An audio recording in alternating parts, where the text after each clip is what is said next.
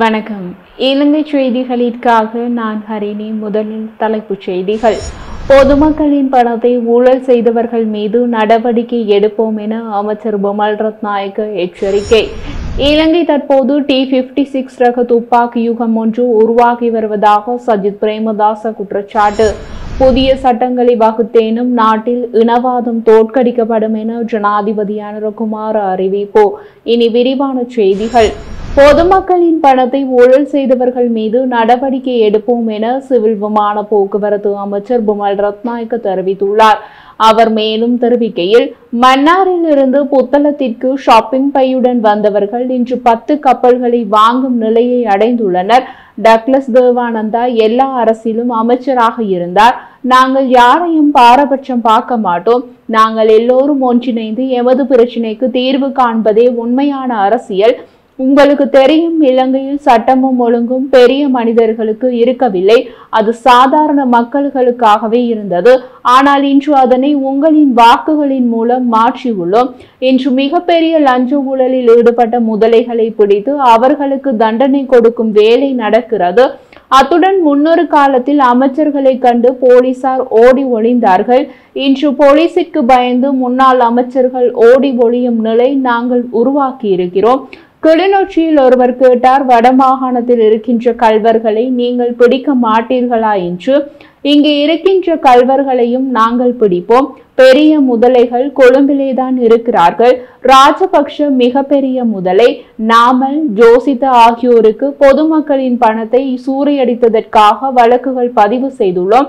எனவே உங்கள் வாக்குகள் மூலம் நாட்டின் சட்டமும் ஒழுங்கும் நிலையும் நிலைநிறுத்தப்பட்டிருக்கிறது. நாட்டில் பாதாள குழுக்களை உருவாக்கியது ராஜபக்ஷக்களும் விக்ரமசிங்கவும் பிரேமதாசகளுமே. அத்துடன் முன்பு சோதனை சாவடிகளில் பெண்கள் பொட்டு வைத்து சென்றால் 2 சோதனை செய்வார்கள். பொட்டு இல்லாவிட்டால் 1 தரம் சோதனை செய்வார்கள். முஸ்லிம் மக்கள் என்றால் 3 தரம் செய்வார்கள். அதை மாற்றும் செயற்பாட்டை நாம் முன்னெடுத்துள்ளோம். நாங்கள் இந்த அரசை பொறுப்படுத்த 5 மாதங்களே ஆகின்றது. முச்சக்கர வண்டியை வேகமாக திருப்பலாம், பேருந்தையும் கப்பலையும் வேகமாக திருப்புவது கடினமே.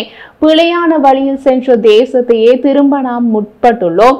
உங்களுக்கும் எனக்கும் கிடைத்தது சொர்க்கமான பூமி அல்ல, வங்குரோத்தான ஒரு நாடு. ரணில் இந்த நாட்டை ஆண்ட போது டாலரின் பெறுமதி காலை ஒரு விலையிலும் மாலை ஒரு விலையிலும் இருந்தது. இன்று அதில் ஒரு நிலைத்தன்மை காணப்படுகிறது. உங்கள் பொருளாதார பிரச்சனைகளை தீர்த்ததற்கு கொஞ்ச காலம் எடுக்கும்.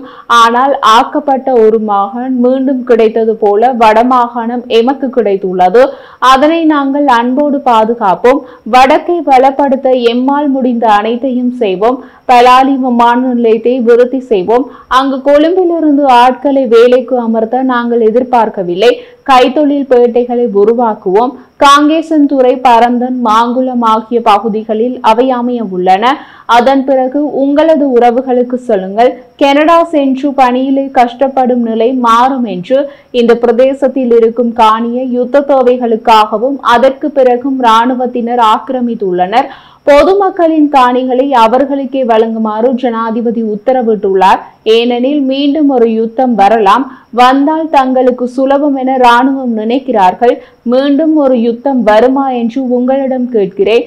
இனிமேல் யுத்தம் வராது. நாங்கள் தேசிய சமாதானத்தை நிலைநிறுத்தும் ஒரு தேசத்தை கட்டி எழுப்புவோம். நிலங்களை விடுவிக்கும் போது தெற்கில் உள்ள இனவாதிகளுக்கு கஷ்டமாக இருக்கும். அதே போல வடக்கிலும் இனவாதிகள் உள்ளனர். 4 மாதத்தில் ஒரு அப்பக்கடியை போடுவதே கடினம். நாங்கள் ஆணையிரவு உப்பு உற்பத்தியை ஆரம்பித்துள்ளோம். அதனை தொடங்கிய பின்னர் சுமந்திரனுக்கு அது பிரச்சனையாக உள்ளது. உப்பு பக்கெட்டில் பெயர் பிழையாம். உப்பிலை நீங்கள் பார்ப்பது பெயரையா சுவையையா? இவ்வாறான சின்ன விடயங்களுக்காக இனவாதத்தை தூண்டும் ராஜபக்ஷக்கள் போன்ற சகோதரர்கள் வடக்கிலும் உள்ளனர். அத்துடன் தெற்கின் கமன்புல போன்றோர் வடக்கிலும் உள்ளனர். அரசியலுக்காக அனாதைகளாக உருவாக்கி இருக்கிறார்கள். அவர்கள் இனவாதத்தை விதைக்கிறார்கள். ஈஸ்டர் தாக்குதலில் சந்தேகத்தின் பேரில் தான் பிள்ளையானை கைது செய்திருக்கிறோம். அவர் கைது செய்தவுடன் அவருக்கு தொலைபேசி அழைப்பில் கதைக்க வேண்டும் என முதலாவதாக முற்பட்டவர் யார் என்று தெரியுமா? பிள்ளையானின் மனைவி அல்ல ரணில் விக்ரமசிங்க. அவர்கள் இருவரும் நண்பர்களா? ஒருபோதும் இல்லை.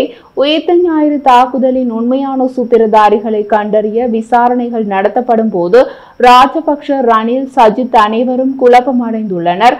நாட்டை வளப்படுத்த முற்படும் போது கள்வர்கள் குழப்பமடைந்துள்ளனர் என தெரிவித்துள்ளார். இலங்கையில் தற்போது T-56 ரக துப்பாக்கி யூகம் ஒன்று உருவாகி இருப்பதாக எதிர்க்கட்சி தலைவர் சஜித் பிரேமதாச தெரிவித்துள்ளார்.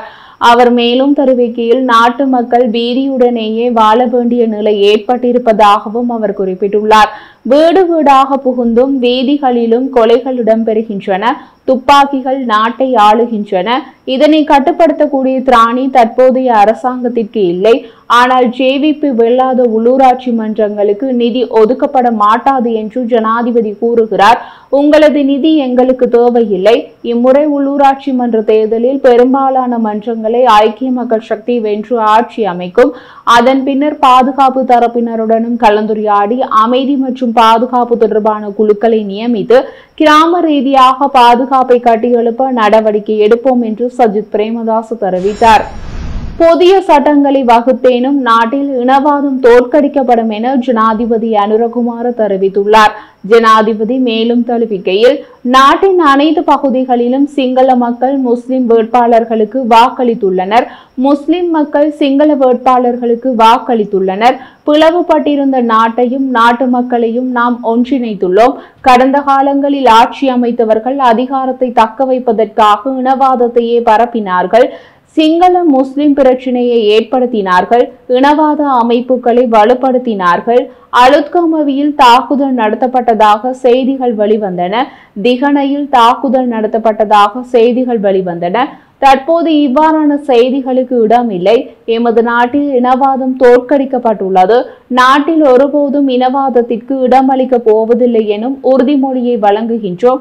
இனவாதத்தை தோற்கடிப்பதற்கு நாட்டில் தற்போது நடைமுறையில் உள்ள சட்டம் போதுமானதாக இல்லாத நிலையில் புதிதாக சட்டத்தினை வகுத்தேனும் இனவாதத்தினை தோற்கடிப்போம். அதுடன் வெளிநாடுகளினால் இலங்கையில் முன்னெடுக்கப்பட்டு இடைநிறுத்தப்பட்ட அனைத்து அபிவிருத்தி திட்டங்களையும் மீண்டும் ஆரம்பிப்பதற்கு குறித்து நடவடிக்கைகள் இணங்கியுள்ளன. நாட்டின் பொருளாதாரம் நிலைப்படுத்தப்பட்டுள்ளது. தொடர்ந்தும் நாட்டின் பொருளாதாரத்தை முன்கொண்டு செல்ல வேண்டும். அதற்கு பலமானதொரு அரசாங்க சேவை அவசியம் எனவும் அதனை பலப்படுத்துவதற்கான நடவடிக்கைகள் முன்னெடுக்கப்பட்டுள்ளதாகவும் ஜனாதிபதி அனுரகுமார தெரிவித்துள்ளார். இந்திய பிரஜையொருவர் 5,30,00,000 ரூபாய் பெறுமதியான குஷ்ரக போதைப் பொருளுடன் கட்டுநாயக்க விமான நிலையத்தில் கைது செய்யப்பட்டுள்ளார். விமான நிலையத்திலிருந்து குறித்த போதைப் பொருளை கடத்துவதற்கு முயற்சித்த நிலையில் சுங்க போதைப் பொருள் கட்டுப்பாட்டு பிரிவு அதிகாரிகளால் அவர் கைது செய்யப்பட்டுள்ளார். இந்தியாவின் மகாத்மா காந்தி பல்கலைக்கழகத்தில் 3ஆம் ஆண்டில் கல்வி பயின்று வரும் 21 வயதுடைய இளைஞரே இவ்வாறு கைது செய்யப்பட்டுள்ளதாக தெரிவிக்கப்படுகின்றது. தாய்லாந்தின் பாங்காக் நகரிலிருந்து ஸ்ரீலங்கா ஏர்லைன்ஸ் விமானம் ஊடாக நாட்டிற்கு பிரவேசித்த அவர் தமது பயண பையில் பல்வேறு பொதிகளில் போதைப் பொருளை மறைத்து வைத்திருந்தமை தெரிய வந்துள்ளது. மாங்குளம் பொது சுகாதார பரிசோதகர் பிரிவில் உள்ள A9 வீதி, மாங்குளம் மற்றும் திருமுருகண்டியில் உள்ள உணவகங்கள் மீது திடீர் பரிசோதனை மேற்கொள்ளப்பட்டுள்ளது. இதன்போது சுகாதார சீர்கேடுகளுடன் இயங்கிய உணவகங்கள் மூடப்பட்டதுடன் மனித நுகர்விற்கு பொருத்தமற்ற உணவுகள் அளிப்பு செய்யப்பட்டது. அத்தோடு சுகாதார சீர்கேடுகளுடன் இயங்கிய சில உணவகங்களுக்கு எதிராக சட்ட நடவடிக்கையும் எடுக்கப்பட்டதுடன் மூடப்பட்ட உணவகங்களின் குறைபாடுகள் நிவர்த்தி செய்ய 10 நாட்கள் அவகாசம் வழங்கப்பட்டிருந்தது. குறைபாடுகள் நிவர்த்தி செய்யப்படாமல் போனால் சட்ட நடவடிக்கை எடுக்கப்படும் என பொது சுகாதார பரிசோதகர்களினால் எச்சரிக்கை விடுக்கப்பட்டிருந்தமை குறிப்பிடத்தக்கது. கண்டி புனித பல்வழிபாட்டுக்காக சென்று 4 பேர் உயிரிழந்துள்ளதாக கண்டி தேசிய வைத்தியசாலையின் பணிப்பாளர் டாக்டர் இரேஷா பெர்னாண்டோ தெரிவித்துள்ளார். இறந்த 4 பேரும் 65 வயதிற்கு மேற்பட்டவர்கள் என்றும் பிரேத பரிசோதனையில் ஒருவர் மாரடைப்பால் இறந்தது தெரிய வந்தது என்றும் அவர் கூறினார். ஏனைய 3வரின் மரணம் தொடர்பில் சட்ட வைத்திய அதிகாரி திறந்த தீர்ப்பை வெளியிட்டு சடலங்களை வைத்திய பரிசோதகரிடம் ஒப்படைக்க நடவடிக்கை எடுத்துள்ளார். கடந்த 7 நாட்களில் சுமார் 300 பேர் பல்வேறு மருத்துவ நிலைமைகளுக்காக கண்டி தேசிய வைத்தியசாலையில் அனுமதிக்கப்பட்டுள்ளனர். அவர்களில் பலர் நீர்ச்சத்து குறைபாடு காரணமாக மயக்கமடைந்துள்ளதாக வைத்தியர் பெர்னாண்டோ குறிப்பிட்டார். தற்போது ஸ்ரீ தலதா மாளிகைக்கு அருகாமையில் 9 சுகாதார நிலையங்கள் இயங்கி வருகின்றன. கடந்த சில நாட்களாக இந்த நிலையங்களில் இருந்து கிட்டத்தட்ட 3000 பேர் மருத்துவ சிகிச்சை பெற்றுள்ளனர். தலதா மாளிகைக்கு வருகை தந்த போது சுகவீனமடைந்தவர்களை சிகிச்சைக்காக வைத்தியசாலைக்கு கொண்டு செல்வதற்கு 7 சுவசரிய நோயாளர் காவு வண்டிகள் ஈடுபடுத்தப்பட்டுள்ளதாக கண்டி மாவட்ட பிராந்திய சுகாதார சேவைகள் பணிப்பாளர் சேனகே தலகல தெரிவித்துள்ளார்.